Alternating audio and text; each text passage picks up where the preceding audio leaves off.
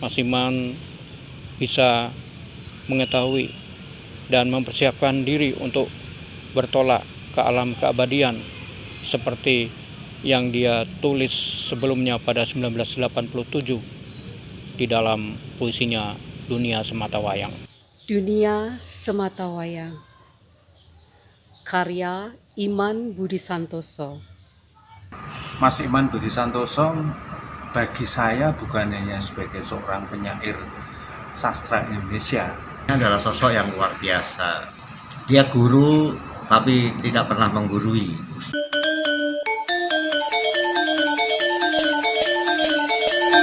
Bergas TV, Colors of Jogja.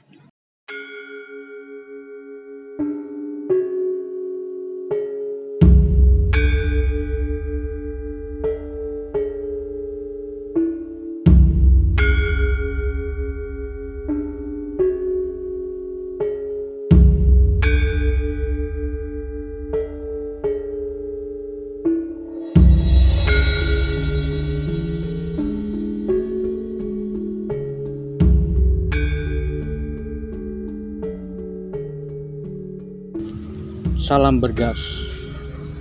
Sahabat Bergas, kita jumpa lagi di sesi Jejak Pena. Untuk edisi kedua ini saya bicara tentang penyair Iman Budi Santosa, IBS. Mas Iman di hari terakhirnya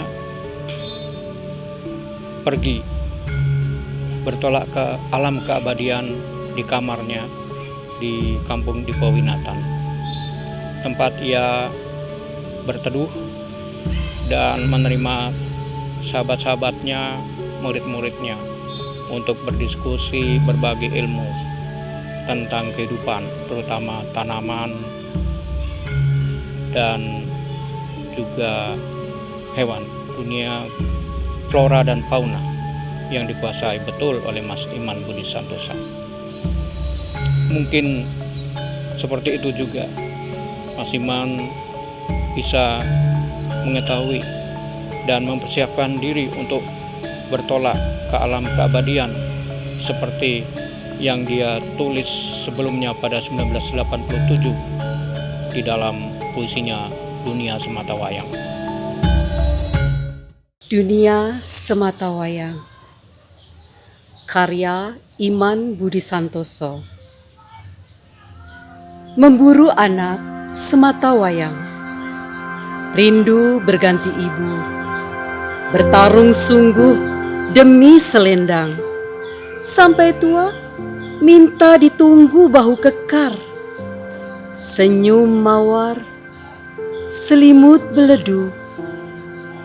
Dulu bocah, sekarang bocah, tak sanggup menerima kalah, sebentar berani, sebentar sembunyi, mudah mendekat, sukar didekati.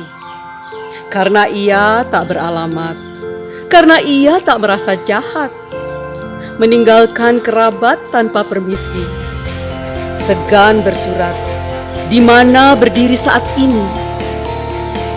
Selebar apapun dunia, anak semata wayang kembali juga ke kamarnya. Lengang dan laba-laba lebih dipercaya menetapkan kuburnya nanti, mengatakan sepotong lidi atau bintang yang nekat masuk ke atmosfer bumi.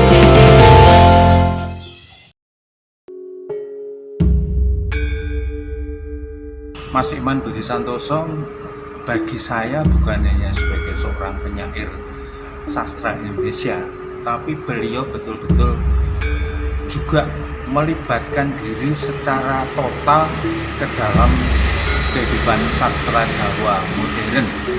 Dalam hal ini beliau bukan hanya menulis puisi bahasa Jawa atau geguritan, bahkan beliau juga menulis esai-esai, termasuk di dalamnya juga menulis cerita pendek. Bahkan beliau juga membuat kumpulan cerita pendek Jawa. Dalam konteks ini, Mas Iman Budi Santoso bagi saya adalah seorang penjembatan atau jembatan antara dunia sastra Indonesia dan sastra Jawa. Bagi saya sosok Mas Iman Budi Santosa ini adalah sosok yang luar biasa.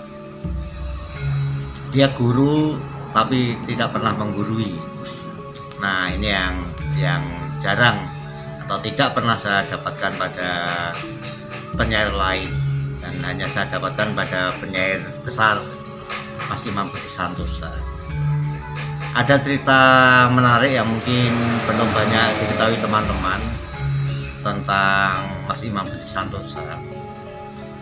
Pada suatu hari saya dihubungi oleh Mas Iman Budi Santosa, dan saya berdua ini biasa bertemu Mas Iman Budi Santosa kalau saya ke Jogja. Beliau saya hubungi untuk bertemu di tempat favorit saya, yaitu di tempat parkir Pasar Rembuyangan. Waktu itu di Purna Budaya Bulak Sumur, Yogyakarta, IBS minta panitia memadamkan semua lampu dan penerangan di gedung itu, dan penyair asal Magetan, Jawa Timur itu melantunkan puisi-puisinya di luar teks. Ia hafal di luar kepala. Setahu saya, nama penyair Mas Iman Budi Santosa ini secara intens memang sudah berproses di Yogyakarta. Tetapi ternyata di belakang hari kemudian, dari bacaan yang saya baca itu, ternyata memang Iman Budi Santosa mengawali proses kreatif kepenyairannya khususnya di Yogyakarta mulai 1967.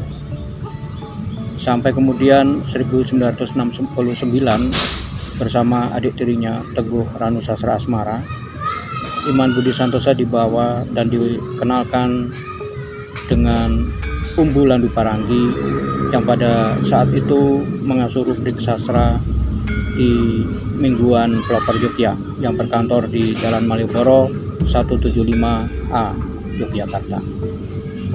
Sampai kemudian pada 5 Maret 1969, Iman Budi Santosa, Teguh Ranu Sastra Asmara, Umbu Landu Paranggi, Suparno S.Adi, Ragil Suwarna Pragulapati, dan beberapa lainnya mendirikan dan mendeklarasikan Persada Studi Club PSK. Dan sejak itu mereka berproses. Tapi kemudian Iman Budi Santosa hanya sampai 2 tahun berproses di Malioboro. Pada tahun 1971 ia meninggalkan Yogyakarta untuk mencari pekerjaan dan berhasil diterima sebagai PNS di sebuah perkebunan teh di kawasan Jawa Tengah. Di Jawa Tengah itu pula IBS mendapatkan jodohnya, Sri Mariati, asal Kendal, Jawa Tengah. Dan kemudian ia berkeluarga, membina rumah tangga.